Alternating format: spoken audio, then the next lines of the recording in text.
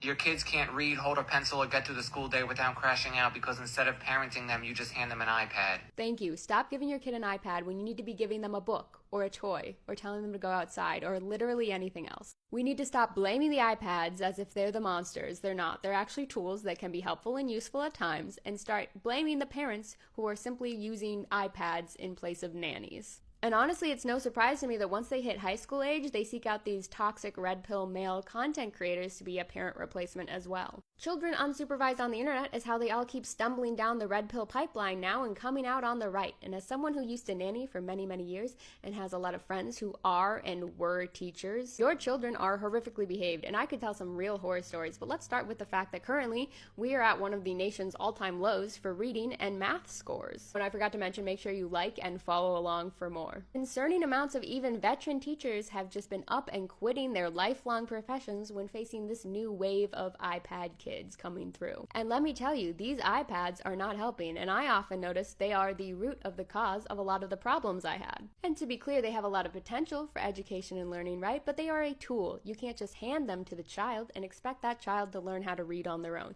You have to sit down and work on these things together, kind of like leap pads when we were growing up. Unfortunately, your kid watching Cocomelon for 3 straight hours is not going to teach them how to write Beethoven's Next Symphony. And handing your kid an iPad out in public when they're having a meltdown is fine, but doing it every time you're at home does not teach them how to self-regulate their emotions. It's probably why studies are showing that 2/3 of 4th graders in the United States are not proficient in reading. It's shocking because when you dig a little deeper, 1/5 of adults in the United States struggle with basic literacy, and there's been a noticeable decline of reading being encouraged in the home. I mean, speaking of emotionally regulated children, I'll never forget the time that I was nannying a kid and I said, hey, it's time to go outside and play now, and he would not give me the iPad. So I went over there to take it from him and he hit me in the face. Something I have never seen a child do before.